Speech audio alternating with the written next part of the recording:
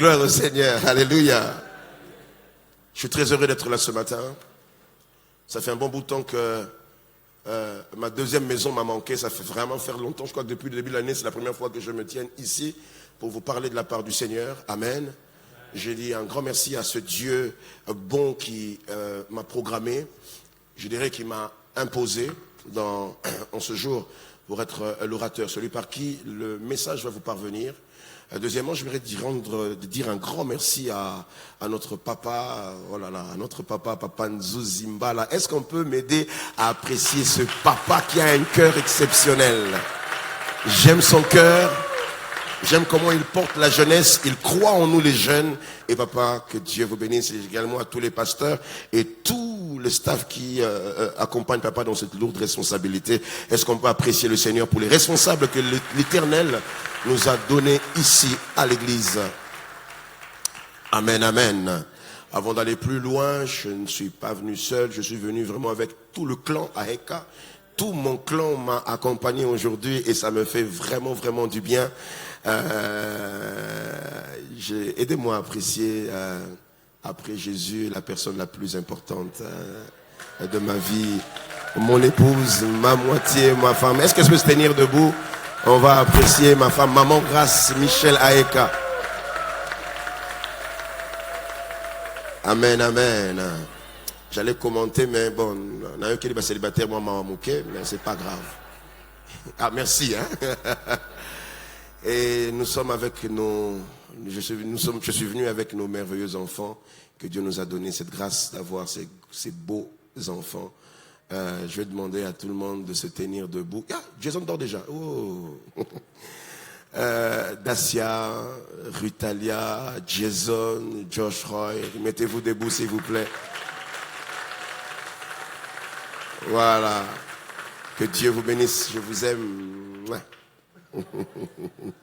Merci de reprendre place. Alléluia.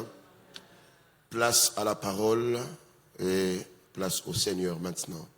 Le thème que le Seigneur a déposé dans mon cœur, je l'ai intitulé Pâques, : au commencement était la parole. C'est de la technique, j'ai modifié un tout petit peu.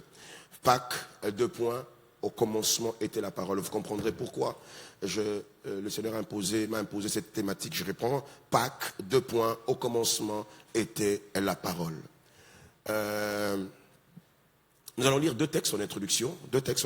Nous sommes dans Jean chapitre 1er, Jean 1.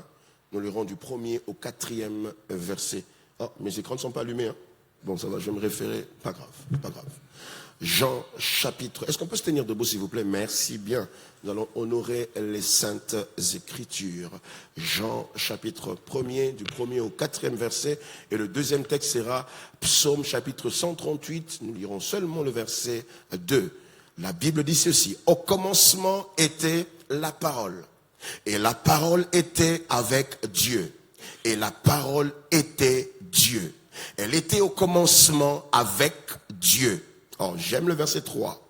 Toutes choses ont été faites par elle. Et rien de ce qui a été fait n'a été fait sans elle. En elle était la vie. Et la vie était la lumière des hommes. Psaume 138. Psaume 138. Nous lirons le verset 2 uniquement. La Bible dit, je vais le lire dans deux versions. Je la lirai premièrement dans 8 secondes et puis je vais prendre la version Bible nouvelle BFC, Bible français courant. La Bible dit ceci. Je me prosterne dans ton saint temple et je célèbre ton nom à cause de ta bonté et de ta fidélité, car ta renommée s'est accrue par l'accomplissement de tes promesses. Amen. On va prendre une autre version rapidement. La version parole, parole de vie. Excusez-moi, je vais la prendre. La technique, si vous l'avez, vous allez m'aider. Très bien. NFC plutôt, excusez-moi. Nouvelle français courant. Parce que comme c'est écrit en Bible, la nouvelle Bible français courant. La Bible dit ceci. Et je m'inclinerai devant le temple qui est le tien. Je louerai ton nom à cause de ta bonté et de ta vérité. car tu as fait plus que tenir ta promesse. Car tu as fait plus que tenir ta promesse, plus que ce que l'on attendait de toi. Parole du Seigneur. Est-ce qu'on peut acclamer cette parole? Bien-aimés frères et sœurs, alors que nous sommes dans le contexte de la Pâque, le but de mon message, il est double. Le premier but de mon message, mes frères et sœurs, vise premièrement la connaissance. Je vous parle ce matin dans le but de viser à bâtir votre confiance en Dieu. Quand je parle de connaissance, je verrai que par ce message, par cette prédication, que quelqu'un ait davantage confiance en Dieu. Parce que la Bible déclare, la foi vient de quoi? La foi vient de ce qu'on entend. Alléluia. C'est lui qui connaît, agit différemment des autres. C'est lui qui a une connaissance, se démarque de ceux qui ne connaissent pas. Amen, amen. Quand tout le monde panique, c'est lui qui connaît ne panique pas. Je me rappelle encore dans Acte 27, quand tout le monde paniquait parce que ça faisait 14 jours, 2 semaines, il n'y avait ni soleil ni étoile, il n'avait même pas faim, avec la Bible, plutôt Luc dit qu'il perdit tout espoir de vivre. Paul sort pour dire l'ange de Dieu auquel j'appartiens, que je sers m'est apparu pour me dire quoi, tu ne mourras pas. Comme pour dire, c'est lui qui connaît, a une longueur d'avance sur les autres, a une attitude différente. Amen, amen. Mais il veut savoir, Église de Dieu, la connaissance fait tomber les barrières de l'invisible et rend présent, plus tangible la présence de Dieu et même ses actions. Alléluia. La deuxième des choses, c'est que la connaissance nous emmène toujours à quelque chose. Celui qui connaît finit par déboucher à une autre chose, c'est quoi? C'est l'expérience. Ma prière ce matin est que quelqu'un arrive à parler comme Job. Job dit dans Job chapitre 42, le verset 5, il dit, mon oreille avait entendu parler de toi, connaissance, information. J'avais des informations sur toi. Il dit, mais maintenant, mon œil t'a vu. Ça veut dire, j'ai quitté au niveau des informations sur la personne de Dieu, mais maintenant, je suis en train d'expérimenter ce que je connaissais de Dieu. Je prie pour quelqu'un à ce stade de mon message et je déclare que ce que tu connais de Dieu quitte le niveau des informations, mais que tu expérimentes le Dieu dont tu as entendu parler. Ah, je prie que le Dieu dont on t'a parlé depuis janvier jusqu'à ce matin quitte le niveau des informations. Je prie comme Job que tu dises après ce culte, mon oreille avait entendu dire que Dieu élève, que Dieu guérit, mais ce matin mon œil l'a vu. Amen, Église de Dieu. Et c'est pour ça que le Seigneur m'a établi ce matin pour vous dire des choses qui doivent toucher là, mais qui doivent vous emmener à la foi pour les expérimenter.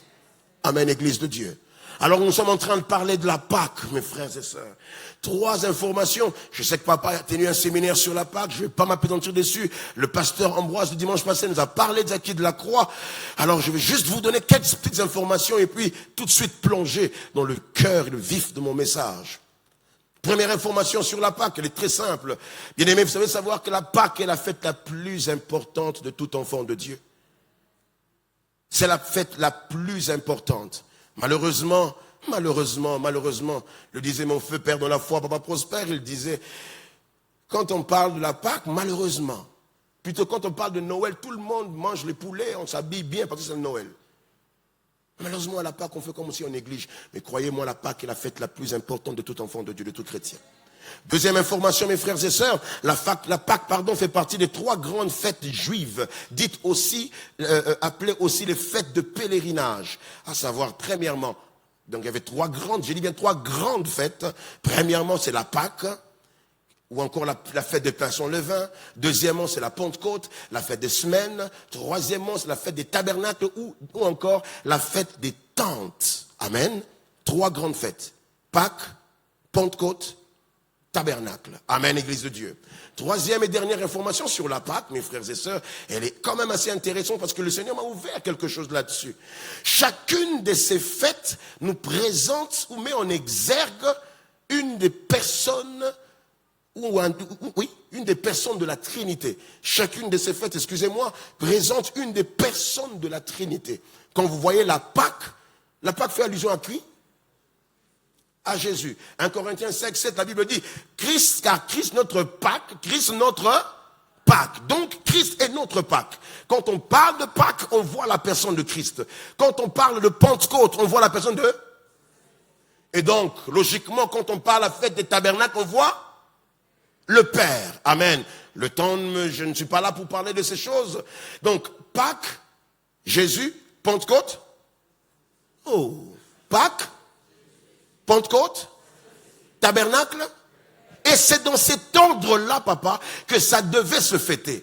Donc, Pâques, Pentecôte, tabernacle. Jésus, Esprit, Père. Mais j'ai quand même un problème avec ça. Mon problème est le suivant. Dieu a dit, il a institué ces fêtes, n'est-ce pas, comme des fêtes perpétuelles. Vous devez les fêter. Israël, je dis bien Israël physique, les fête aussi. Mais pour nous, c'est un sens spirituel. Pâques, Pentecôte, tabernacle. Jésus, Esprit, Père. Mais moi j'ai un problème avec. Pourquoi? Parce que quand Jésus, lui, nous présente la Trinité, Jésus nous présente la Trinité dans l'ordre que nous connaissons. Quand nous parlons de la Trinité, comment on présente? Moi j'ai un problème avec ça. Seigneur, comment quand tu institues des fêtes qui renvoient aux personnes de la Trinité, toi, tu commences en disant Pâques, Jésus, Esprit, et puis Père. Mais quand Jésus nous présente la Trinité, il dit, allez baptiser, allez dans toutes les nations, les baptisons au nom du Père, Fils et Esprit. Ça, c'est une petite parenthèse que je suis en train d'ouvrir par rapport à la fête, par rapport à la Pâque. Seigneur, qu'est-ce que tu veux m'enseigner par là? Pourquoi? Est-ce qu'il y a un désaccord? Jésus nous dit autre chose. Mais dans le livre dans l'Ancien Testament, il y a autre chose qui nous est présenté. Est-ce qu'il y a un problème par rapport à cela? Le Seigneur m'a expliqué en me disant non. Ces fêtes présentées dans cet ordre-là forment le schéma du salut. Ça forme le schéma du salut. Mes frères et sœurs, pour être sauvés, le point de départ, c'est la Pâque. C'est par Jésus que nous sommes sauvés. Amen, amen. Le point de départ, c'est la Pâque. Jésus s'appelle la porte. Il dit, c'est par moi, la porte, que vous pouvez être sauvés. Il n'y a de salut en aucun autre nom. La marche avec Dieu commence à la Pâque par Jésus. Deuxième étape, c'est la Pentecôte. Attendez, Jésus ne s'appelle pas que la porte, il est aussi le chemin. Ça va tout son sens. La deuxième étape, c'est quoi? C'est quelle fête? La fête de Pentecôte parle de qui? Jésus a dit, parlons de l'Esprit, dit, quand le Consolateur viendra, il vous conduira. Mais il vous conduira sur quoi? Sur le chemin que moi je suis. Ce chemin nous emmène où? Vers le Père. Voilà pourquoi le schéma du salut commence par la Pâque, passe par la Pentecôte et finit par le tabernacle. Jésus est la porte qui nous emmène au Père. Mais pour y arriver, il faut être conduit par l'Esprit. Amen, Église de Dieu. Je referme ma parenthèse et je reviens sur mon thème. La Pâque. Christ notre Pâque. Alléluia. Mes frères, toute la Bible nous parle de Jésus. Toute la Bible. Toute la Bible. Jésus est présent. Le temps me fera défaut. Le temps me fera vraiment défaut. Parce que je risque de commencer à le dire et ça me bouffera mon temps. Je ne suis pas un séminaire, ce n'est qu'un dimanche. Il est présent dans toute la Bible. Si Jésus est présent dans toute la Bible, les évangiles nous racontent l'histoire de Jésus. Les évangiles nous relatent le vécu de Christ sur terre. Mais encore là, je me posais encore des questions de savoir pourquoi 4 livres pour nous parler de la même personne. Et vous devez savoir que les évangiles sont au nombre de combien? 4. Matthieu, Marc, Luc et Jean. Et vous devez savoir que, permettez-moi un petit cours de théologie, vite fait. Vous devez savoir que dans les évangiles, ils sont subdivisés en deux groupes. Le premier groupe sont appelés les synoptiques. Et deuxièmement, il y a Jean. Les synoptiques, pourquoi? Synoptique veut simplement dire des livres qui parlent des mêmes événements. Ça parle des mêmes choses, n'est-ce pas? Marc et Luc parlent tous pratiquement des mêmes événements. Et il y a Jean qui se met un peu à l'écart. Et vous comprendrez pourquoi Jean se met un peu à l'écart. Alléluia. Mais je me pose encore la question. S'il y a déjà 3 livres qui nous parlent des mêmes événements, pourquoi ne pas carrément faire un seul?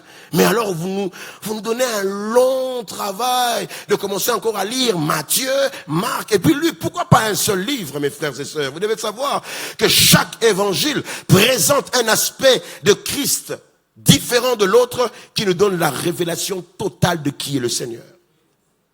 Amen, amen, amen.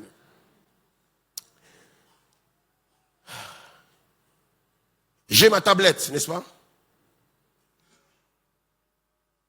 Qu'est-ce que vous voyez? Vous voyez la tablette, n'est-ce pas, non? C'est quoi que vous voyez ici? C'est la tablette, n'est-ce pas? Très bien. Très bien, ça c'est la tablette. Ça c'est la tablette. Qu'est-ce que vous voyez? C'est quelle couleur ici? Noir sur la pochette. Très bien. La tablette, c'est comme Jésus. Ce que vous voyez, c'est cette partie. Matthieu. C'est la partie que vous voyez. Mais moi, devant moi, je ne vois pas que ce que vous voyez. Moi, je vois autre chose, moi. À part ce que vous voyez derrière, moi, je vois ça. Que vous ne voyez pas. C'est comme Marc. Comme pour dire qu'il nous présente Jésus, mais sous différentes facettes. Afin que quand on lit les évangiles, on a la totalité de la révélation sur la personne de Christ. Amen, mes frères et sœurs. Alors, suivez-moi très bien. Marc, pour sa part, il a été écrit, c'est l'évangile qui a été écrit en premier. Certains disent que c'est l'évangile de Pierre. Pierre aurait transmis les informations à Marc et Marc les a écrites. Marc parle de quoi? Marc s'est un peu plus focalisé sur ce que Jésus a fait. Marc, suivez-moi très bien, ça aura tout son sens. Hein. Marc s'est un peu plus focalisé sur ce que Jésus a fait. Matthieu et Luc, qui ont été écrits quelques années plus tard, eux se sont un peu plus focalisés sur ce que Jésus a dit. Marc, suivez-moi bien, se focalise sur ce que Jésus a fait, les œuvres. Matthieu et Luc se focalisent un peu plus sur ce que Jésus a dit. Si on s'arrêtait là, ça allait être incomplet. Jean, plusieurs années plus tard, vient maintenant compléter en écrivant, non pas sur ce que Jésus a dit, sur ce que Jésus a fait, mais Jean a plutôt écrit sur ce que Jésus était. En sorte que ce qu'il a dit et ce qu'il a fait dépendait de ce qu'il était. C'est parce qu'il était Dieu qu'il a parlé. C'est parce qu'il était Dieu qu'il a agi. Et ce matin, j'aimerais également dire à quelqu'un, puisque Jésus est Dieu, il parlera encore sur toi et il agira encore dans ta vie. Oh, amen, Église de Dieu. Et Jean maintenant, parce que c'est de Jean qu'il s'agit ce matin, Jean, quand il nous présente Jésus, il lui présente sous le format de la parole. Jean nous présente Jésus comme la parole. Et de me dire à ton voisin, commençons maintenant. Alléluia. Il veut faire, quand il parle de Jésus, il ramène le Seigneur au commencement. Matthieu, quand il écrit, quand il présente Jésus, il présente sa généalogie en commençant par Abraham. Luc, quand il écrit, il présente sa généalogie, il saute Abraham, il le ramène au commencement à Adam. Marc, lui, tellement qu'il voulait tellement parler de ce que Jésus a fait, il n'a même pas parlé de l'origine de Jésus. Mais Jean, quand lui maintenant parle de Jésus, il place Jésus au-dessus d'Adam, il place Jésus au-dessus d'Abraham, il place Jésus dans la création. Comme pour dire que celui dont je vous parle maintenant est dans la dimension de la création. Il est l'auteur de toute existence. Amen, amen. Voilà pourquoi Jean dit, au commencement était la parole. Il fait une juxtaposition entre Genèse 1:1 et son prologue. Il veut dire, ce que vous avez lu au commencement là, au commencement Dieu créa, ainsi de suite. Lui marque une pause. Il dit, vous devez savoir une chose. Au commencement là, quand on a dit Dieu, dans Dieu là, il y avait la parole. La parole était avec Dieu, la parole était Dieu. Mes frères, ce matin, j'aimerais vous présenter 3 dimensions. Je n'arriverai pas à 3, mais j'en parlerai de une seule simplement. Parce que j'ai pas le temps. Une seule dimension de la parole. La parole dans sa dimension créatrice. Dis avec moi, parole créatrice.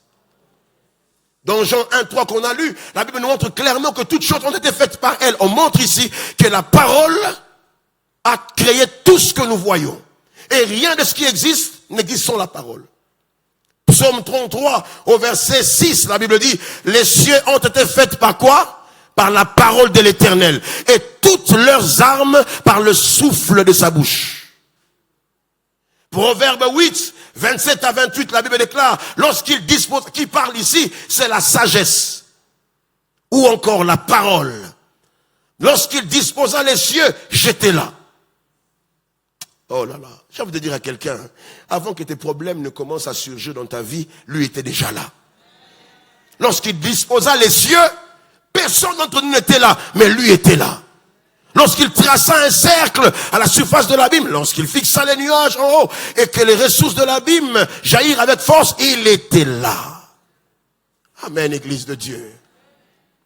Donc, rentrons dans la dimension du commencement. La parole, elle est d'abord créatrice. Au commencement, Dieu créa. Le verbe créer là, en hébreu, c'est bara. Dis avec moi, bara. Bara signifie créer. Bara signifie façonner. Bara signifie former. Alléluia. Et vous devez savoir que le mot bara a toujours comme sujet Dieu. Les hommes peuvent façonner. Les hommes peuvent former. Le diable peut déformer. Le diable peut essayer de créer ou de former quelque chose. Mais vous devez savoir une chose. Tout ce que l'homme et le diable font, ils le font toujours de ce que Dieu avait bara. Toujours. Toujours. Amen, Église de Dieu. Alors maintenant, bara ici, nous devons le voir dans deux dimensions. Créer ici se manifeste de deux manières. La première des manières est notée, elle se manifeste de la manière ex nihilo, c'est-à-dire créer à partir de rien. Dis encore avec moi, créer à partir de rien.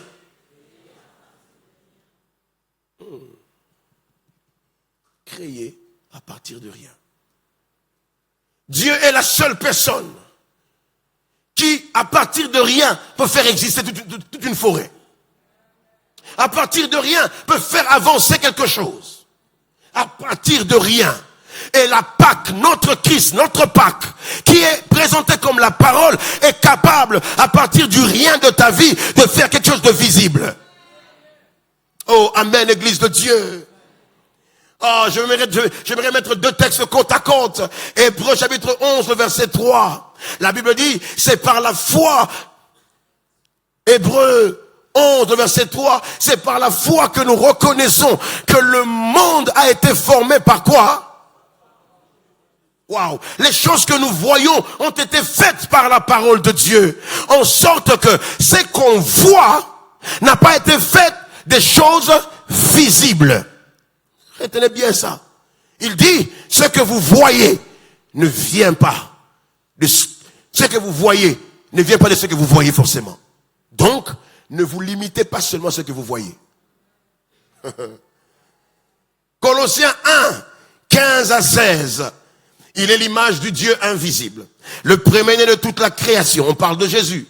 Car en lui ont été créées toutes les choses qui sont dans les cieux et sur la terre. Les visibles, les invisibles, trône, dignité, domination, autorité. Tout a été créé par lui et pour lui. Regardez la nuance ici. Hébreu nous dit ceci. Hébreu veut nous dire que les choses visibles ne viennent pas des choses. Les choses visibles viennent de l'invisible. Hébreu nous dit, la source des choses visibles, c'est l'invisible. Maintenant, Colossiens lui vient nous dire ceci. Maintenant, Jésus est la source des sources. Si les choses visibles viennent de l'invisible, Jésus, lui, il est le créateur même des choses qu'on ne voit pas. En d'autres termes, il est la source de nos ressources. Qu'est-ce que ce texte veut nous enseigner? Je vous l'ai dit, mes frères et sœurs, ne vous limitez pas qu'à voir ce que vos yeux physiques voient. Mais bien-aimés, j'aimerais insister encore. Tout ce que tes yeux voient ne représente pas tout ce qui existe en Dieu. Amen, frères et sœurs. Voilà pourquoi j'aime ce que Jacques nous dit. Jacques 1,17 dit, toute grâce excellente et tout don parfait vient d'en bas. Vient d'où? Est-ce qu'en haut vous voyez? Vous ne voyez pas ça, n'est-ce pas, non? Je vais vous dire une chose. Là en haut, c'est la source de vos sources à vous. Vous avez des sources terrestres.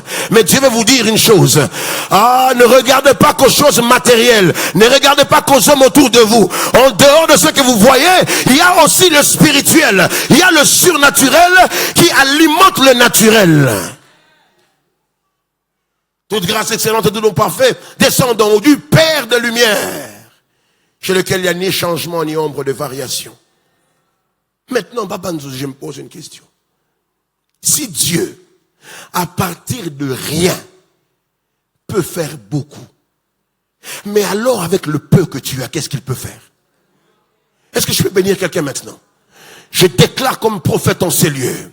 De l'Éternel, je déclare, si l'Éternel est parti de rien pour faire des choses extraordinaires, je prophétise sur toi que le peu que tu as, qu'il en fasse des montagnes, avec les $10 qui te restent, avec le peu là, ce n'est pas seulement l'argent. Le peu là peut être ta foi. Le peu là peut être les trompes qui te restent là. Je déclare sur la vie de quelqu'un que le peu que tu as tombe entre les mains de Dieu, dans le régime de la parole, afin qu'elle puisse créer quelque chose. Donne-moi un amen.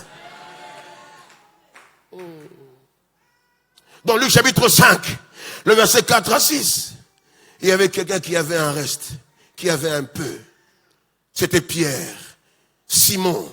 Lorsqu'il cessait de parler, il dit à Simon, Jésus dit à Simon, avance en plein eau. Et jetez vos filets pour pêcher. On continue, mon frère. Simon lui répondit, maître, nous avons travaillé toute la nuit, sans rien prendre. On s'arrête d'abord là. Mes frères, Simon a pêché toute la nuit, n'a rien eu. Jésus lui dit maintenant, Simon, avance en plein eau. Il dit, Seigneur, je vais le dire en lingala. Et c'est quand tu n'as wana, na uti déjà wana. Tout mobile, maintenant qui wana c'est quand tu n'as rentre encore. Et puis il a dit, ok, d'accord. Mais sur quoi?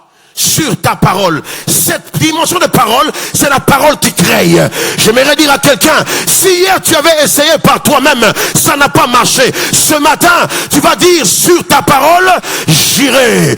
Sur ta parole, je ferai. Or, quelle parole on parle ici? On parle de la parole qui peut créer. Ce qui n'existait pas peut exister. Je lève ma main droite et je prie pour quelqu'un ce matin.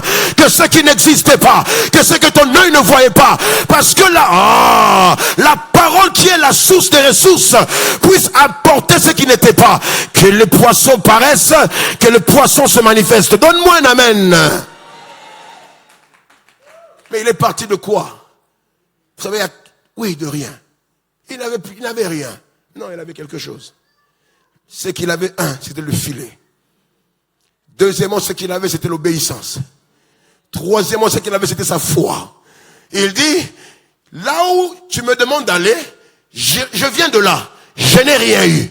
Mais j'ai encore avec moi le filet. Je sais que quand toi tu parles, quelque chose peut se passer. Puisque toi tu as parlé, nakekaka. J'aimerais dire à quelqu'un, va seulement. Même si tu sais que tu avais échoué. C'est parce que tu es allé par toi-même. Mais cette fois-ci, parce que la parole a parlé, il va créer ce que tu attends là-bas.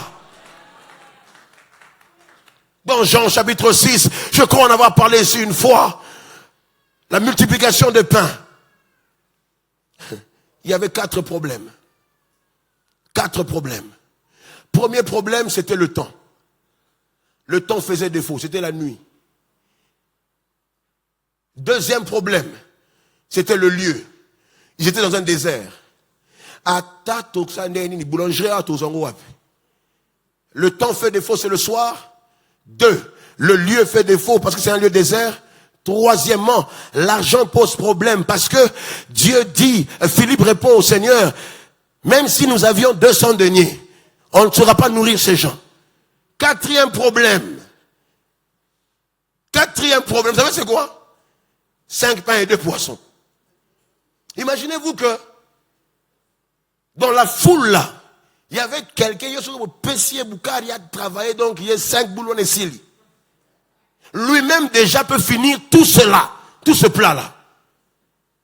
Quatrième problème, comment on va faire pour que tout le monde puisse avoir le peu qu'il y a sur ma table? Le problème était le suivant. J'aimerais dire à quelqu'un, quand le temps fait défaut, le lieu fait défaut, les moyens font défaut, rassure-toi d'avoir la parole avec toi. Quand la parole est avec toi, quand tu déposes entre les mains de la parole, faites chair appelée Jésus, le peu que tu as, il peut nourrir les 5000 personnes. J'annonce à quelqu'un, si l'Éternel qui m'a envoyé peut partir de rien pour créer l'univers, mais alors le peu que tu as, il va s'en servir pour assurer ta longévité, pour assurer l'avenir de tes enfants. Donne-moi un amen de celui qui croit.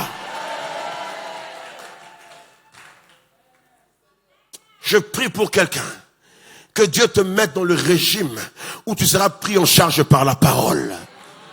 Ça ne sera plus le gouvernement, ça ne sera même plus ton père, ça ne sera plus ta mère, ça ne sera même pas tes efforts, mais ça sera la capacité où la parole va te prendre en charge. Alors je prie que tu sois pris en charge par la parole qui peut créer, la parole qui peut emmener, la parole qui peut restaurer. Et ce que j'aime, vous savez quoi? Maman, quand la parole agit, elle n'a pas besoin que tu te déplaces. Ce que j'aime avec la parole, c'est qu'au milieu de la vallée, quand tout le monde se plaint, la tendance Nzambe longola nga awa batu mususu Nzambe ko longolo wana te akobenda nde biloko musika akomemela ko sika yo zawana. J'aimerais le dire en lingala zalaka kawana okomona o ilobeza na makoki kosala. La parole peut prendre ce qu'il y a au loin là-bas, au-dessus de la montagne, te l'emmener dans la vallée. Que ce que tu manques, que la parole te l'emmène.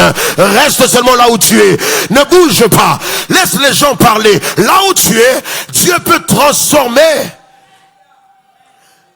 un désert en plaine. Amen, amen. Un jour, je me retrouve, mon épouse et moi, pour la première fois, on est à l'étranger.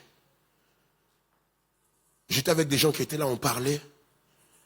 À la fin, pasteur, vous vivez à Paris? J'ai dit non. Je vis au Congo. L'église, vous êtes sûr, vous habitez au Congo? Je vis au Congo, à Matalikibala précisément. J'ai dit oui. Même à Matadikibala, même à Kinshasa, même à Kisenso, l'Éternel est capable de prendre ce qui est chez vous à Paris et de me l'emmener ici. J'aimerais dire que tu n'as pas besoin de partir là-bas. Le Dieu dont je te parle, le Dieu créateur, peut prendre ce qui est à Paris, te le faire vivre au Congo. Paris na Kinshasa, États-Unis na Kinshasa. Je ne sais pas à qui je parle. J'aimerais te dire, la parole faite chair, Jésus notre Pâque, est capable de te valoriser. Ne te déplace pas, reste seulement là où tu es. Il va appeler, ça va venir.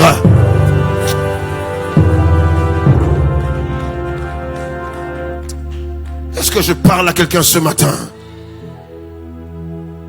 La première dimension de la parole, c'est qu'il crée à partir de rien. Rien, c'est la matière première de Dieu pour faire exister des choses. Si rien peut faire, j'insiste encore, si rien peut faire exister, alors la foi que tu as, alors l'obéissance que tu as, alors les quelques miettes qui te restent encore, j'ai envie de te dire, laisse-toi dans la prise en charge de la parole.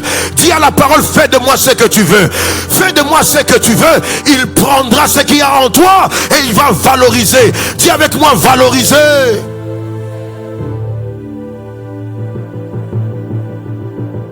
Il me reste 10 minutes. C'est la première dimension de la parole. C'est la dimension de ex nihilo, c'est-à-dire créer à partir de rien. La deuxième dimension de la parole.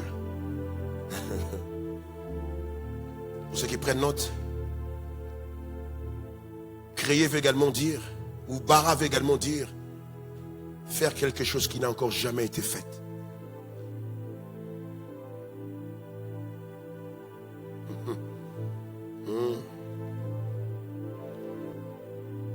Je prie pour quelqu'un ce matin.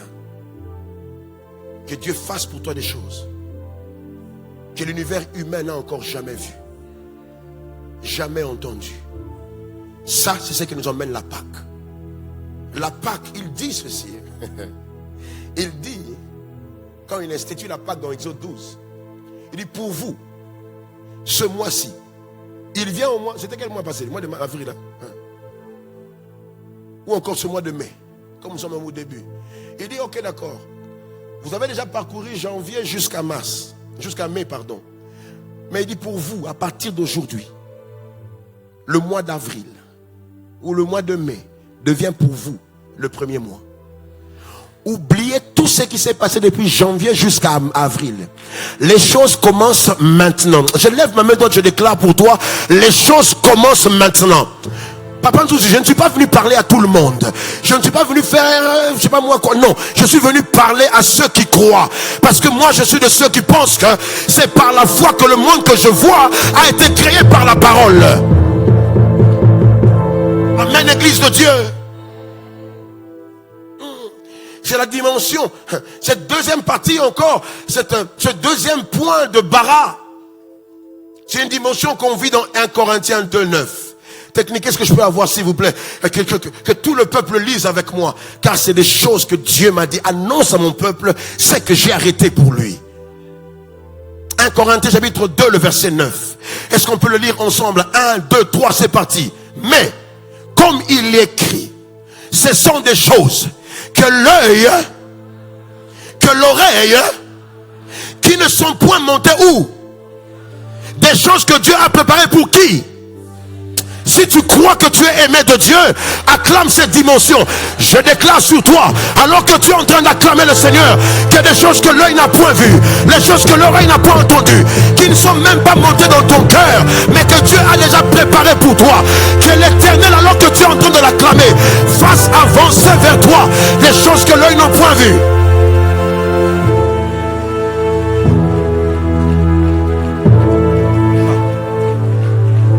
Écoutez, peuple de Dieu. Nombre chapitre 16, le verset 30. Ah, j'ai beaucoup aimé ça. Asseyez-vous, s'il vous plaît. Je vais vous expliquer quelque chose. Dans Nombre 16, 30, oui, gardez-moi le texte là. Ne le bougez pas, s'il vous plaît. Je vous place d'abord dans le contexte de ce texte ici. Moïse fait objet d'une grande contestation par 3 personnes. Corée, Dathan et Abiram. Il se rebelle contre le leadership de Moïse. Et Dieu se fâche. Dieu dit, puisqu'ils t'ont contesté, ce n'est pas toi. Ils se sont rebellés contre moi. Voici ce que je veux faire. Maintenant on peut lire. Mais si l'Éternel fait, dis avec moi, fait une chose inouïe, dis encore inouïe. Si la terre ouvre sa bouche pour les engloutir avec tout ce qui leur appartient et qu'ils descendent vivants dans le séjour des morts, vous saurez alors que ces gens ont méprisé l'Éternel. Qu'est-ce que je veux dire par là?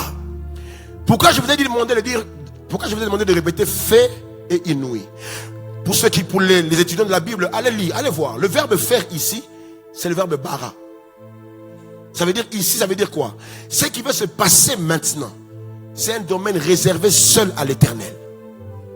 Inouï veut dire des choses jamais vues. Il veut dire ceci. À cause de ce que vous avez fait, moi Dieu, je veux créer quelque chose. Une punition que personne d'entre vous n'a encore vue. Pour la première fois, la terre a ouvert sa bouche. La terre a avalé des gens. Ça, c'est des choses inouïes. Des choses que l'œil n'a point vues. Qu'est-ce que c'est pour moi? Tout le monde entre, la terre se referme. Il dit, je le ferai. Maintenant, écoutez-moi, mes frères et sœurs. Si Dieu, parce qu'il doit punir des gens, il a ouvert la terre pour faire des choses que l'œil n'a point vues, l'oreille n'a point entendues. Si dans sa colère, il peut faire d'aussi grandes choses, et alors dans sa bonté, Dans sa bonté, il n'ouvre pas la terre, mais il ouvre le ciel. Je prie pour quelqu'un que dans sa bonté, qu'il t'ouvre le ciel. Qu'il y ait des choses que l'œil n'a point vues, l'oreille n'a pas entendues, qu'il y ait des choses même que tu n'as pas raisonnées dans ton cœur. Que l'Éternel te l'accorde à cause de son Fils Jésus. Donne-moi un amen de celui qui croit.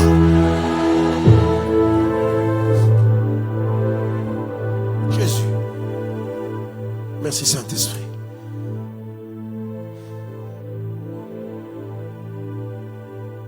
Alors que je prêche maintenant, là, je vois comme une petite vision. Je voyais quelqu'un assis sur la chaise. Je voyais un être habillé en blanc le prendre par la main, le tenir debout et sortir avec lui.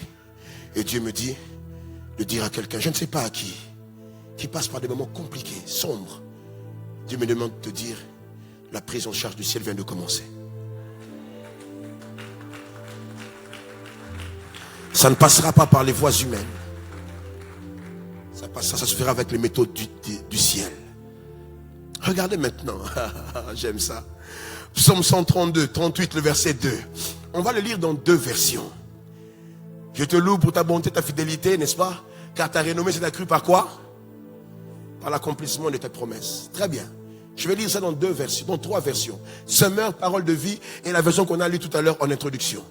Écoutez ce que Summer est en train de dire. Il dit, je me prosterne, dirigé vers ton sanctuaire. Je te loue pour ton amour. Premièrement, écoutez, l'amour de Dieu émet des projets, c'est sa fidélité qu'il exécute. N'est-ce pas? C'est dans son amour qu'il prépare des projets pour nous. Et c'est sa fidélité qui exécute ce que son cœur a préparé. Et je prie le matin, je prie ce matin que la fidélité de Dieu commence à exécuter toutes les promesses que tu as entendues au nom de Jésus. Écoutez maintenant la beauté. Là, ça c'est la beauté de ces deux textes. De ce texte ici, lit dans ces trois versions. Il dit, je te loue pour ton amour et ta fidélité. Summer, hein? On a Summer ici. Vous avez les versions là, les amis? Non, hein? Pas grave. Je vais lire pour vous. Suivez-moi attentivement. Je reprends. Je te loue pour ton amour et ta fidélité. Car tu as réalisé tes promesses. En surpassant ta renommée. Tu as réalisé quoi? Je prie pour quelqu'un que Dieu ne réalise pas seulement la promesse, mais qu'il surpasse sa renommée. En d'autres termes, la manière dont il a exécuté sa promesse fait en sorte que sa renommée s'est accrue. Je prie que tu donnes à Dieu un autre nom de ce que toi tu connais déjà. Parole de vie dit non ceci. Je me mets à genoux devant ton sein, ton temple saint. Je te dis merci pour ton amour et ta fidélité. Oui, tu as tenu tes promesses. Mais au-delà de ce que nous attendions de toi. Non, quelqu'un entend dire à Dieu, oui c'est vrai, mais Moussala a beau été, il a accompli la promesse, il a effectivement donné ce mariage là, mais la manière dont il l'a fait, c'est au-delà de ce que moi j'attendais de toi. Seigneur, je lève ma main droite et je prie pour ton peuple. Exécute, accomplis ta promesse, accomplis ta volonté, mais exagère. J'attendais qu'il fasse. Oui, c'est vrai. Il a dit ce qu'il a fait. Mais la manière dont il a fait, ça dépasse ce que j'attendais. Français courant, mais on l'a lu. Il dit oui. Car tu as fait plus que tenir ta promesse. Plus que ce que l'on attendait de toi. Alors je vais vous prendre quelques exemples, rapidement. Avant de finir dans quelques minutes. Très bien. Oh, Papa Roy, merci. Merci. J'aime bien cette version. Elle dit ceci. Je me prosterne vers le temple de ta sainteté. Et je célébrerai ton nom à cause de ta bonté et à cause de ta vérité. Car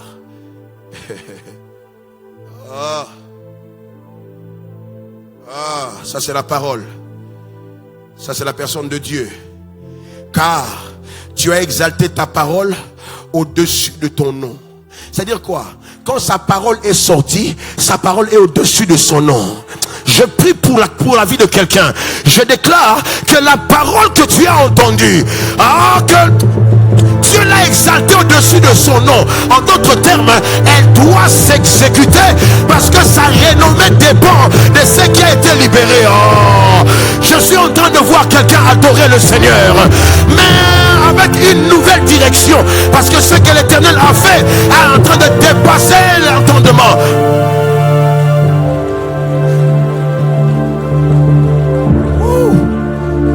Écoutez ceci, mes frères et sœurs.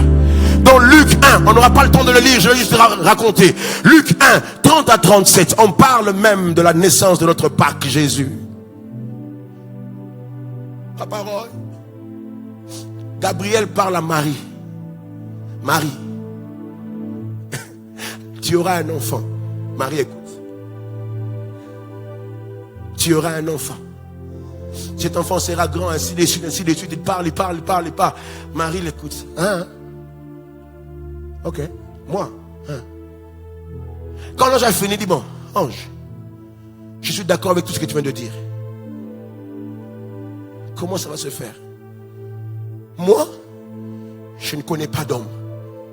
Je sais que Dieu peut être capable de faire de grandes choses. On m'a raconté que Sarah, en son âge avancé, elle a enfanté Isaac. Mais Gabriel, elle avait au moins Abraham. La mère de Samson a eu un enfant, mais elle avait au moins un mari. Mais moi, je suis d'accord que Dieu va faire, mais moi je n'ai pas de mari. Ça c'est la dimension des choses inouïes, des choses que l'œil n'a point vu, l'oreille n'a pas entendu, qui n'est pas monté dans le cœur. L'ange lui dit, pour toi, Dieu va ouvrir un chemin nouveau. La puissance de Dieu, l'Esprit de Dieu viendra, la puissance te couvrira de son ombre et tu seras enceinte. J'annonce à quelqu'un, une voie nouvelle va s'ouvrir pour toi.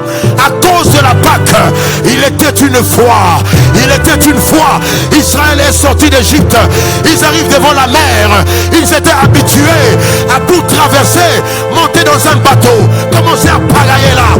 Mais ce jour-là, il n'y avait pas de bateau, mais parce qu'ils avaient la parole, la mer rouge s'est ouverte. Une voie nouvelle a été frayée. Que l'Éternel pour toi aussi. Quand l'agneau est immolé, une voie nouvelle est ouverte. Donne-moi un amen de celui qui croit à la Pâque. Pour toi, je déclare, à partir de ce dimanche, une voie nouvelle. À partir de lundi, une voie nouvelle. Dans tes business, une voie nouvelle. Mais le danger avec les nouvelles voies est que quand l'ennemi entre dans cette voie-là, cette voie devient un jugement pour lui. J'ordonne et je déclare que sur tes enfants, une voie nouvelle. Dans ton mariage, une voie nouvelle. Dans ton business, une voie nouvelle. Dans tout ce que tu fais, une voie nouvelle. Acclame le Seigneur.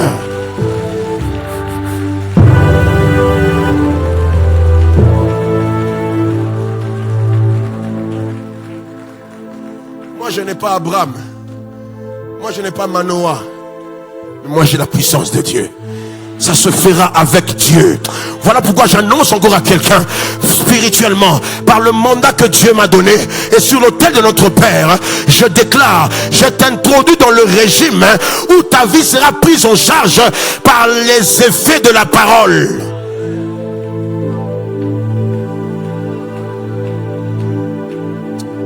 Papa, un jour, Jésus allait quelque part. Il rencontre un homme qu'on appelle Jairus. Jairus vient lui dire, maître, viens, ma fille est à l'extrémité, viens la guérir. Alors que Jésus était en train d'aller, la femme à la perte de sang a raté, aïe, a retardé Jésus. A mis Jésus le pan de la robe, le temps que Jésus se retourne, il se met à parler, qui m'a touché, ainsi de suite. Les gens viennent, et Jairus, il dit, hey, Jairus, arrête d'importuner le maître. Écoutez, quand elle était malade, on ne l'a pas empêché d'aller vers Jésus. Vous savez pourquoi? Parce que tout le monde savait que Jésus guérissait les malades. Mais Jésus, dans son ministère, n'avait encore jamais ressuscité un mort. Maintenant, quand la fille est morte, Jairus dit Kanayo. Mais où il a couffé déjà? L'espoir est sili. Il dit, ah. Je lui dis, ok, ça va. Allons-y. Pourquoi? Je vais faire quelque chose que je n'avais encore jamais fait autrefois. J'annonce à quelqu'un ce que les gens autour de toi n'ont jamais vu Dieu faire. Je prie ce matin, alors que quelqu'un est en train d'écouter le son de ma voix. Si tu crois en cette parole, je déclare que Dieu fasse avec toi une chose nouvelle que tes parents n'ont pas vu, tes amis n'ont pas vu, même ton pasteur n'a pas vu. Que Dieu fasse avec toi une chose. Yassika, dis avec moi Nzela Yassika.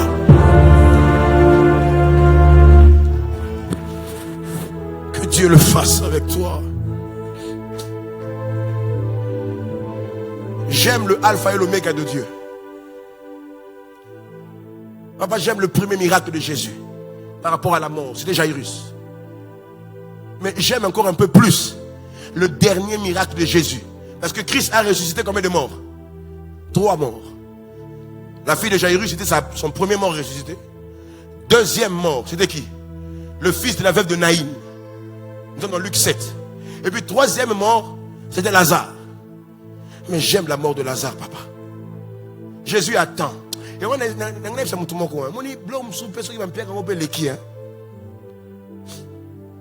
fais pas comme ces frères-là. Frère,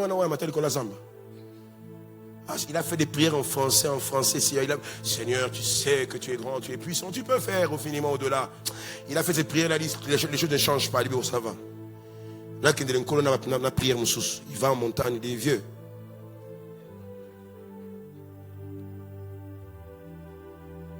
Mais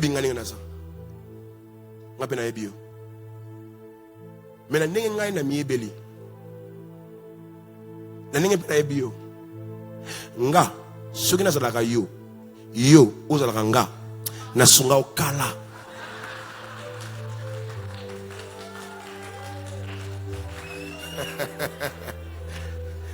Alléluia.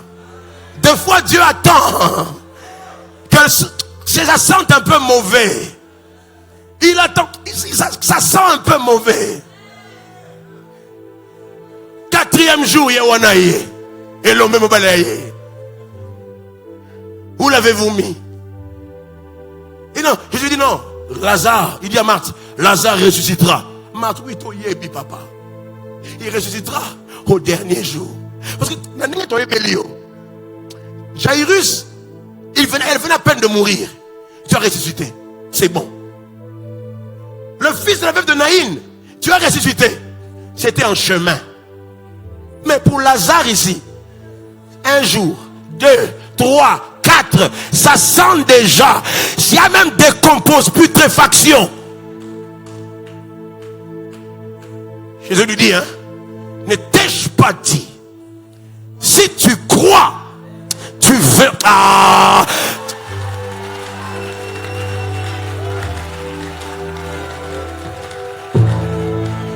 Jésus dit, où l'avez-vous mis? Non, il est là-bas. Ils arrivent. Roulez la pierre. Jésus, roulez la pierre. Roulez la pierre. On roule la pierre. Il se tient là. Lazare, sort. La Bible dit, le mort fait quoi? Le mort sortit. Et puis Jésus a dit quoi?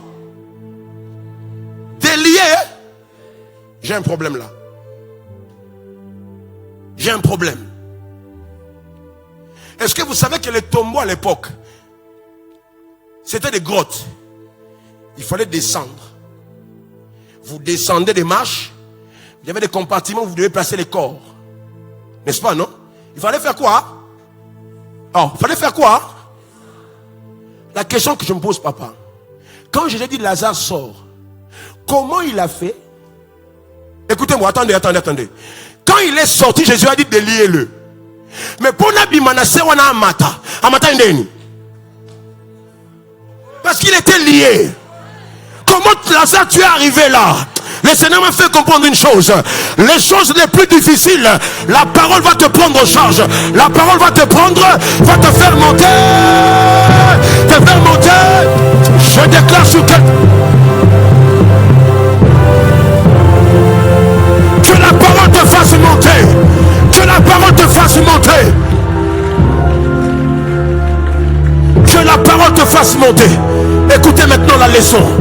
Les choses les plus difficiles sont prises en charge par la parole. Les choses les plus faciles, il laisse aux hommes. Le plus difficile, c'était qu'ils reviennent à la vie et qu'ils puissent sortir d'en bas là-bas et être à la porte du tombeau. La chose la plus facile maintenant, il dit vous, déliez-le. J'annonce à quelqu'un, les choses qui étaient difficiles pour toi sont prises en charge par la parole. Ainsi me parle le Seigneur. Ta maladie est prise en charge. Tes difficultés sont prises en charge. Tes problèmes sont pris en charge. Les plus difficiles, Dieu va les prendre. Les plus faciles, déliez-le. Déliez-le. Dis avec moi, déliez-le. Encore une fois, déliez-le.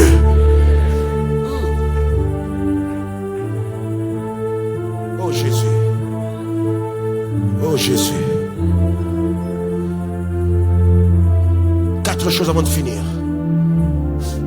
4 choses avant de finir. J'aime la présence qu'il y a dans cette maison. J'aime la présence qu'il y a dans cette maison. Dieu me dit que la puissance de la parole est déjà en train d'agir. N'attends pas que je te dise, mets-toi à prier. Si tu le sens, pour toi, tu peux t'arrêter de mettre à genoux et commencer à prier. N'attends pas que je te dise, commençons à prier. Parce que croyez-moi, l'eau est déjà agitée. Le Seigneur est déjà en ces lieux. Dieu m'avait dit à la maison que tu ne finiras pas ton message, que je serai déjà en train d'agir dans la salle. N'attends pas le pasteur David. Je n'ai rien à donner, mais je ne te donne que l'esprit qui agit en moi au nom de Jésus. 4 choses je vais dire sur la parole maintenant. 4 choses je vais dire sur Bara, la dimension de Bara. 1. La parole est tellement puissante au point que elle ne connaît aucune limite. Aucune limite ne peut empêcher la parole de Dieu d'exécuter les desseins de l'Éternel. Oh, donne-moi un amen bien. Quoi qu'on puisse lui opposer, la parole accomplit son plan. Ésaïe 55, le verset 11. Est-ce qu'on peut le lire ensemble? Ainsi en est-il de ma parole. C'est Dieu qui parle. Ainsi en est-il de ma parole. Les amis, s'il vous plaît, technique. Prêt? Super. Ainsi en est-il de quoi? Qui sort de quoi? Elle ne retourne point à moi sans avoir exécuté quoi? Et accompli. Je lève ma main droite et je prie pour toi. Que la parole que tu entends ce matin exécute la volonté de Dieu. Je ne sais pas ce qui peut s'opposer à toi. Est-ce la malédiction? Est-ce les sorciers? Je sais une chose. L'Éternel a dit, j'agirai, qui s'y opposera. Or, la manière dont Dieu agit toujours par sa parole. Quand il parle, la chose arrive. J'ordonne sur quelqu'un que les malédictions familiales puissent tomber. Ah, que les blocages des sorcelleries puissent tomber. Au nom de Repasilaya. Rien ne peut empêcher à la parole d'exécuter ce pourquoi Dieu l'a envoyé. Rien. Vous savez quoi? Un jour, dans Matthieu 27, 62 à 66, Jésus est mort. Les pharisiens vont voir Pilate.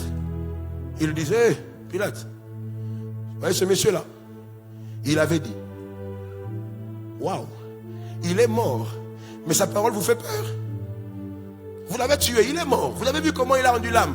Vous l'avez mis dans le tombeau, mais sa parole fait peur. Oui. Il avait dit qu'après 3 jours, il va ressusciter. Donne-nous des gardes pour que ses disciples ne viennent pas voler son corps. Parce que si ils arrivent à prouver qu'il est ressuscité, cette situation sera encore pire qu'avant. Pilate dit, prenez la garde. Regardez ce qui se passe. 2 choses qu'ils font. Si vous lisez dans ce texte-là que je vais donner. Matthieu 27, 62 à 66. Je n'ai pas le temps de lire. Ils mettent non seulement la garde, mais ils roulent une grosse pierre. D'après eux, l'intervention allait venir de l'extérieur. Mais écoutez le principe que Dieu me demande de vous donner. Si l'intervention ne vient pas de l'extérieur, pour Jésus, il avait prévu que l'intervention vienne de l'intérieur. Et dans Matthieu 28 maintenant, 2 à 4. Là maintenant la technique, donnez-moi ça, s'il vous plaît. On va le lire ensemble. Matthieu 28, 2 à 4. La Bible dit. Et voici. Ah, c'est le jour de la résurrection. Et voici, il y a eu un grand tremblement de terre. Car vint quoi? Oh. Et il a fait quoi après? Eh, Nzambeo. On continue verset 3. Son aspect était comme son vêtement blanc comme. Verset 4 maintenant, on y va. Les gardes fit quoi? Et devint comme un.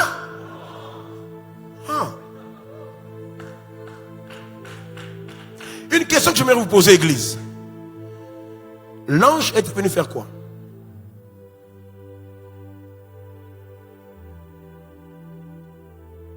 Une question que j'aimerais poser à l'église. Qu'est-ce que l'ange a à voir avec la résurrection de Jésus? Il était venu pour Jésus ou pour les hommes? Pardon? Pour les hommes et non pour Jésus? Est-ce que l'ange était venu pour Jésus aussi qui était dans le tombe? Parce qu'il fallait rouler la pierre, non? Pour qu'il puisse sortir, n'est-ce pas? On est d'accord ou pas? Oh, église, on est d'accord?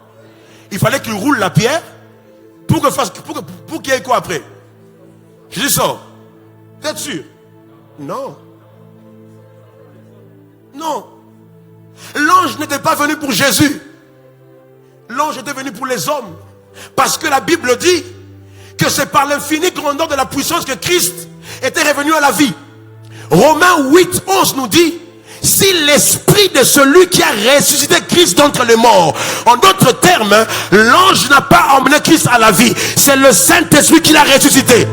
L'intervention n'était pas venue dehors, l'intervention était venue dedans.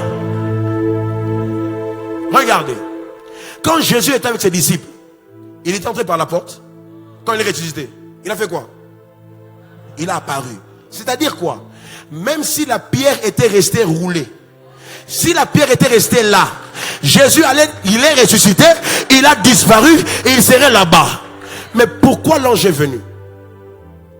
L'ange est venu pour s'occuper des stratégies que les hommes avaient mis en place pour bloquer la parole. Regardez ce que l'ange a fait.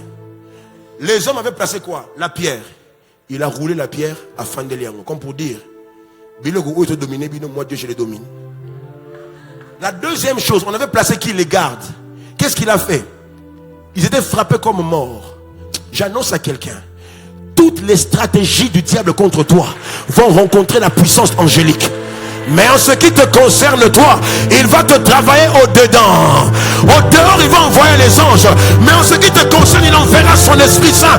Il va te relever. Voilà pourquoi je déclare sur quelqu'un: ceux qui étaient morts en toi reviennent à la vie par la puissance du Saint-Esprit. Rien ne s'oppose à la parole. Deuxième vérité, rapidement. Mon temps est vraiment fini, papa, excusez-moi. Pardon vraiment. Alléluia. Deuxième vérité sur la parole. La parole porteuse de sa présence. Dieu est dans ce qu'il dit. Dieu est dans ce qu'il dit. Il y a plusieurs textes, mais je prendrai simplement deux. J'en ai déjà même parlé ici une fois. Dieu dit à Gédéon, il dit quoi? Va avec la force que tu as. Gédéon, alléluia, Gédéon, Dieu lui dit: oh non. Est-ce qu'on peut le lire? Technique, donnez-moi. Juge 6,14. Juge 6,14. Rapidement. Voilà. L'Éternel se tourna vers lui, il dit: va avec cette force que tu as et délivre Israël de la main des Madians. N'est-ce pas moi qui t'envoie? Il commence à se lamenter. Il se lamente: ah, je suis de la plus petite famille, moi, boyé, n'a pas si. Un peu comme nous tous nous pleurons: Seigneur, ah, vraiment, après une telle prédication, Dieu te dit des choses comme ça quand tu rentres à la maison. Nzambe, prise en charge de la parole, mais t'as loyer, zate, minerval, bana, et ainsi de suite. Au verset 16 maintenant, écoute ce que Dieu lui dit. Quand il se lamente, Dieu ne répond même pas à sa lamentation. Dieu explique ce qu'il lui avait dit. Il dit: quand je t'ai dit va avec la force que tu as, je vais maintenant t'expliquer c'est quoi cette force. Il dit, l'Éternel lui dit: mais je serai avec toi. Comme pour dire, dans la force que tu as là, je suis dedans. Alors, cette force là, c'est moi. Jérémie 1, 2, la Bible dit, et l'Éternel me dit: tu as bien vu, car Je fais quoi? Je veille sur ma parole. Comme pour dire, quand la parole est libérée, la présence de Dieu est là pour veiller. Et voilà, j'aimerais dire à quelqu'un, tu ne mourras pas, tu vivras. Voici comment la parole de Dieu est en train de fonctionner. Quand un ouais avait te connu à tiens non péménité et parce que j'avais dit qu'il allait se marier. Quand les sorciers veulent venir, et même si tu commets un accident, il dit oh la mort toi ne viens pas. J'avais dit qu'à Kobonga, j'avais dit qu'à Kobala, à Kobota, à Okeneniboso, je prie pour quelqu'un que rien de mal ne va t'arriver parce que la parole de Dieu est en train de veiller sur elle-même afin qu'elle puisse s'accomplir dans ta vie. Amen, Église de Dieu. Dieu est dans sa parole. Troisième vérité. Oh, ça j'aime. Sur la parole. Tout ce qui a été créé par la parole, écoute la parole. Tout ce qui a été créé par la parole, écoute la parole. Ézéchiel 37, 4. Il me dit, prophétise sur ces eaux. Moi, la première fois que je lis ce texte, j'ai dit non, j'ai un problème. Seigneur, les eaux n'ont pas d'oreilles. Il fallait parler quand ils avaient encore leurs oreilles. Mais quand toi tu dis ossements desséchés, écoute ce qu'il dit. Il dit, prophétise sur ces eaux et dis-leur, ossements desséchés, écoutez la parole de l'Éternel. Dieu me répond, tout ce qui a entendu ma voix à la création entendra encore ma voix aujourd'hui. Je ne sais pas qu'est-ce qui existe dans ta vie qui est mort. Mais si ce qui existe en toi a été créé par Dieu, ça entendra la voix de l'Éternel. Je vais même plus loin. Dans Jérémie chapitre 22, le verset 29 à 30. Ce texte me fait peur. C'est un texte assez très spirituel. Malheureusement, les occultistes comprennent ça mieux que... Écoutez ce texte. Est-ce qu'on peut lire ensemble? 1, 2, 3, parti. Terre, terre, terre. Écoute quoi? Ah ouais? Terre. Non, parle à moi. Oh, c'est moi qui vais écouter. Puisque la terre a été créée. Oh, la Bible dit quoi? Au commencement, Dieu créa quoi? Les cieux et quoi? Ah. Écoutez maintenant ce que la terre doit entendre. Ainsi parle l'Éternel. Inscrivez cet homme comme privé d'enfant. Dieu ne parle pas à l'homme. Dieu parle à quoi? Pasteur David, comment on va spiritualité? Non, c'est pas moi. Alléluia. Parle ainsi. C'est de l'Éternel qui parle. Ainsi parle. Et cet homme comme privé d'enfant, pardon. Comme un homme dont les jours ne sont pas prospères. Car nul de ses descendants ne réussira à s'asseoir sur le trône de David et à régner sur Juda. C'est-à-dire quoi? Dieu. C'est pour ça qu'il y a des gens, il arrive quelque part, il était bien. Dès qu'il arrive en un endroit, les choses ne marchent plus. Pourquoi? Parce qu'il y a des réalités spirituelles qui sont attachées à la terre. Oh, mais la parole de Dieu a une influence sur la terre. Je prophétise sur ta terre. Je déclare aujourd'hui que la terre inscrive une information à dater de maintenant. Tout ce que tu vas s'aimer doit réussir. Là où tu vas parler, les gens vont t'écouter. Ça veut dire que il y a Jérémie 22. C'est quelqu'un qui, à chaque fois, s'il a des enfants, ça ne marche pas. Pourquoi? Parce que la terre sur laquelle il se tient a enregistré des informations. Et ce matin, même pendant quelques minutes, tu vas parler sur ta terre. Ton lieu de travail. Nyon songa na kosali faut qu'il ne dibuso. Bana nanga ba kene classe ba ça mis tout ni la queue. Amen, Église de Dieu. Et pour terminer par là,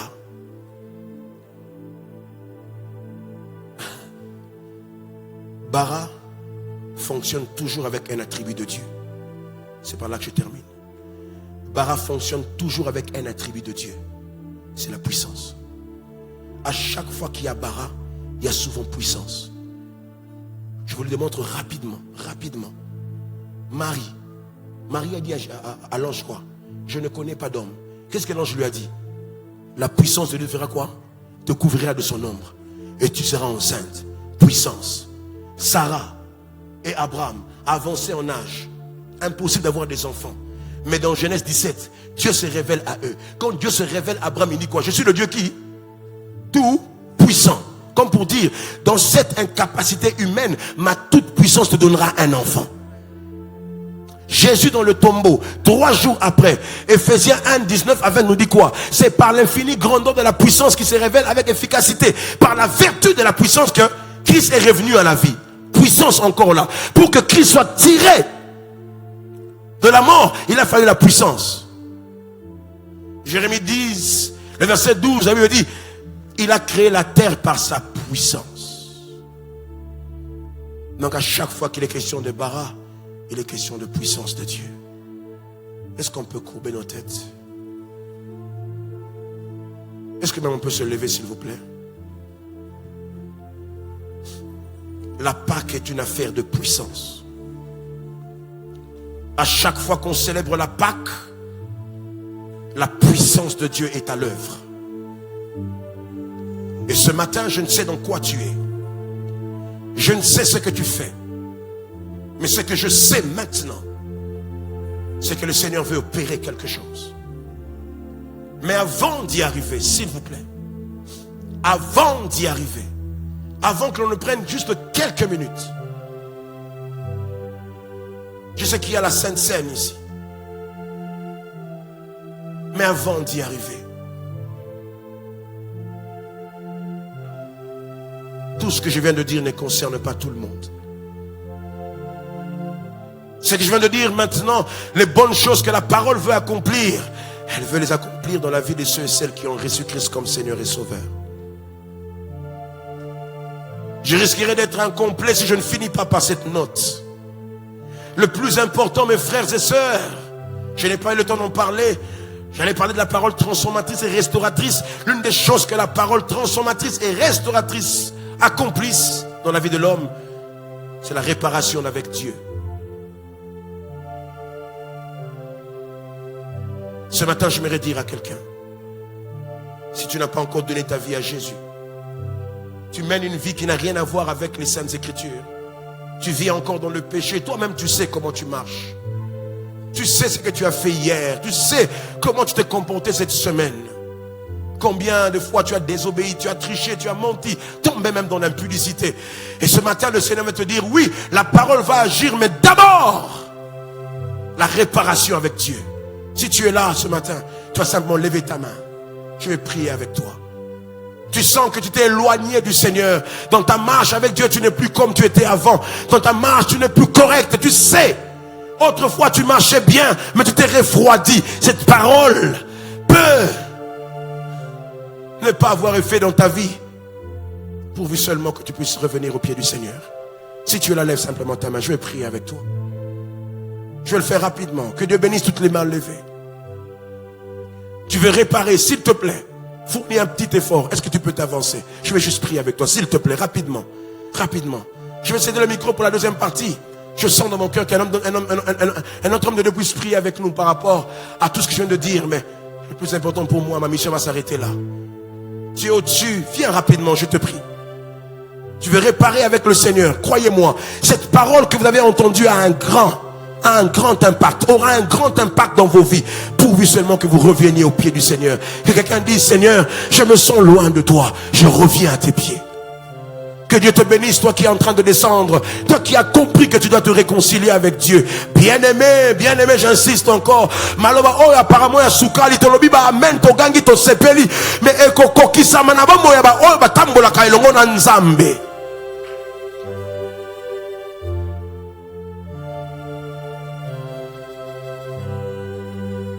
Est-ce qu'on peut acclamer le Seigneur comme une manière d'encourager ceux qui sont passés devant?